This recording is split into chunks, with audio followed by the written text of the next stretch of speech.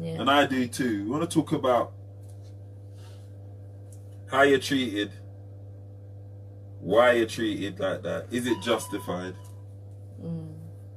You know, because you had a situation, didn't you, Caroline, where you felt that because of the way you was dressed, you were picked on.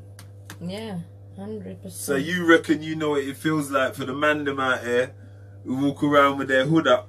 Yes. Because you felt it now. Right? Yes, Am I right? yes, 100%. Yeah. Today, I was on my travels, going to uni, whatever, and then coming back. Going to uni, it was okay. No one was there, but then coming back from uni, and I think that's when I just came off the phone from you. You know, we didn't have a topic then, but as soon as you see how the universe works, soon as we come off the phone, I always intend to find the right one, but it comes to you right in your lap sometimes.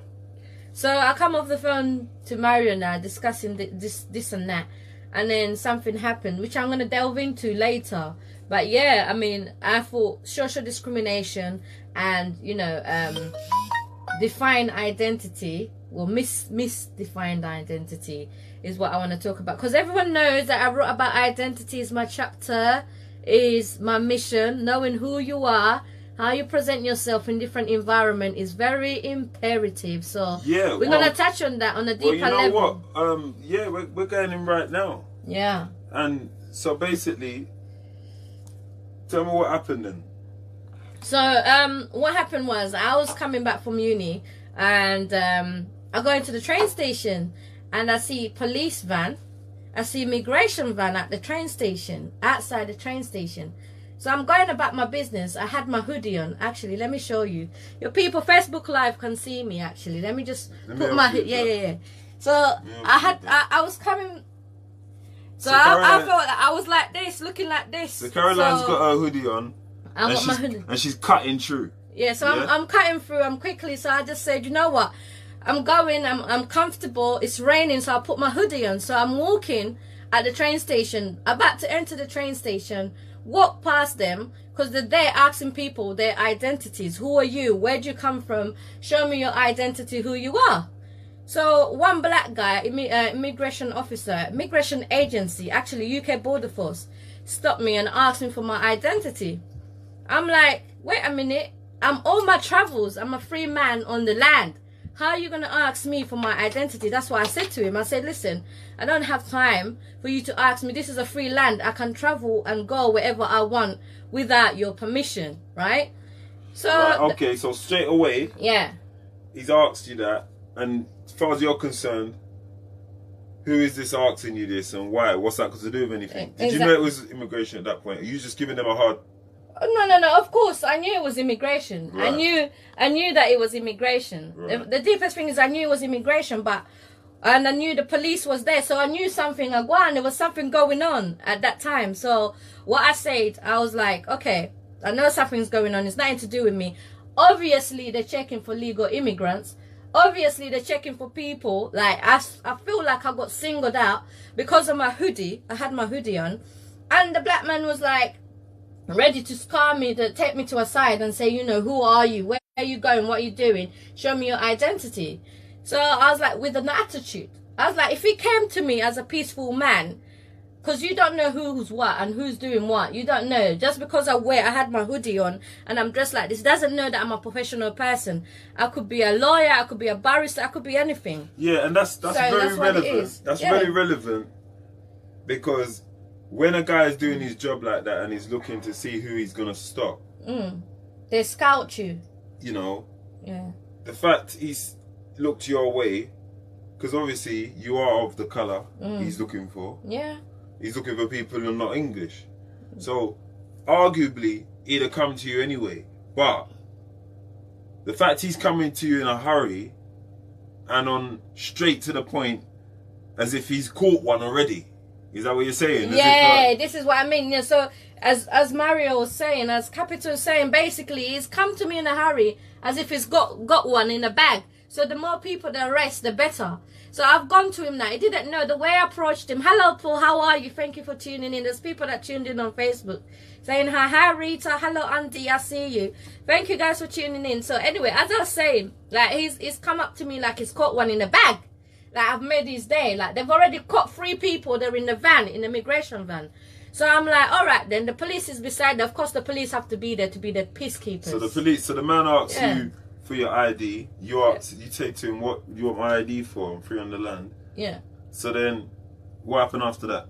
What happened after that? I said, all right. In my head, I'm like, forget it. Let me just show him my ID. I said to him, you know that my ID is around my neck. So I turn my ID around and I show him. These times I'm coming from uni. This is the ID, right? So he sees, he looks on it, Masters in International Business. And he's like, it's like his mouth dropped. He's like that. And I'm like, excuse me, like, you know, that's my ID. Furthermore, what else do you need? I said, you know what? Google me. Then I was like to him, you know, let me take up my phone for you and I'll show you who I am. So I Googled my own name. And then obviously what comes out first is offer. I'm an offer. Then he's like, there the language changes. The way he was talking to me. The way he was addressing me. Even the police officer that was standing right there is like, oh, madam, don't worry about it. You can move on, move forward. You can go. Sorry, we had to disturb you. I said, nah. I said, listen, I'm a free man on the law. Furthermore, this man here is a UK border agency. He's an agency. He's not a law enforcement officer. What he is an agency in between the Secretary of State. You're talking about the man who stopped you? I'm talking about the UK Border Agency. Right, yeah? right. What he is a Secretary of the State to ask, is an agency for the Secretary of the State. I don't deal with entities that are agencies. You as the peacemaker, the police officers, the one that keep the law on the land, you are the one who's supposed to approach me, not this middleman. All right, I see what you're saying. Yeah, of course. Yeah, so they address me differently. So obviously, just like when you're on the train, and the ticket inspector comes to you, the ticket inspector is doing their job to make sure you're paid or to collect fines or to catch him, but they need the police backup to deal with it. So if the ticket officer talks to you, you haven't actually, I'm assuming everyone pays their fare, but if you haven't actually got to speak to them. No, you don't. If you walk off, you're allowed because they are just checking like an agency, the like you were saying. They have to call the police. Working in conjunction with transport. Police. And the police. Yeah. Where the police are actually working to help the transport. Yes. And the ticket man is part of the transport network. So it's just a middleman. So it's a similar thing. So you're saying as these middlemen come to you, he should have come to you, hello madam, as if he's promoting a service even. Yes. Rather than coming to you like he is an officer. Let alone like he's enforcing the law of the land. He's enforcing the law. Yeah. So he's saying these people, and he's saying it was a black guy. So you're saying these people, they get high positions and they abuse it by approaching people wrong, forgetting their conduct, forgetting the most important things about connecting with us, the public, who pay the tax. So he's actually got it wrong by coming to you because you wasn't in the bag, right? Social discrimination. What he's done, he's discriminated against me because I'm wearing a hoodie on my head. So therefore, I look like a hood rat. So he thinks, wow, this is like a hood rat. This is like one of those girls on the end. So not only has he got it wrong by coming to you, that's fair enough, but he's also giving you the attitude along with it, which is why the fact he's wrong is such a big thing. Not just because he stopped her, because she is an African lady. She could have been an immigrant. But the fact he gave the attitude with it, this is what people's got to put up with. The social discrimination of human beings. Okay? Whether it be in your job description to approach people or not. People have a mental discrimination style that they don't seem to shake. Okay? So, because, I'm the first to play devil advocate. I'm the first to play devil advocate and say, oh, but he had to stop you because you never know.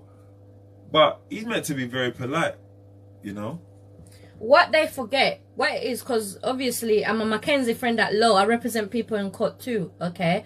I fall underneath a lot of umbrellas, right? And I'm well educated, I'm very intelligent. It's not that I'm pulling up my umbrella or pulling up my blowing my own whistle, right? I'm very Googleable so people can see. So what happens is, he is supposed to follow his administrational duties. The administrational duties that he's under, the guidelines that he's under. He's not a police officer. You're not an enforcement officer. You are an agency trying to find out or trying to justify whether the identity is all intact, my identity, with the police of the officers. So the administrational duty of that officer was wrong, how he administered his rapport with me. So if you give him problems, that's where the police come in. No. So before that, he should treat you properly, not to start problems. Yes. His job is to approach and keep everything tidy. Because even if the person is an immigrant, they are going to be arrested. They will need somebody there who's not, who doesn't come across to be trying to, you know, attack their character. You know, or to discriminate. So his job, he's actually doing his job wrong.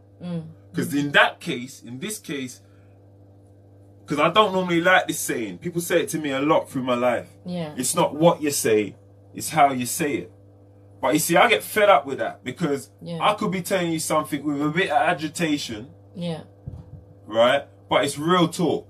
And I'm speaking to you. And because of the way I'm saying it, you feel now you don't got to answer or you ain't got to you know, adhere or to, you know, to even the subject, because all of a sudden I'm talking wrongly. So in his case, in those jobs, in many jobs, it's not what you say, it's how you say it. This is Genesis. So we saying, so basically, and I also think that what it is that basically the self-presentation, because how I presented myself, like physical self-presentation, also now I understand why black men or black young men are judged by the hoodies, how they dress or whatever. Some of them are actually not bad boys or whatever they're trying to say. Most of them got jobs and most of them are educated, but because you're judging me by my dressing, how I'm dressing, I just wanted to be comfortable. I'm in my tracksuit, I've got my trainers on, I've got my hoodie on, I've just come back from a serious lecture from uni on my master's program, and I'm probably more educated than you because you are an agency, a course that you can take online, you understand?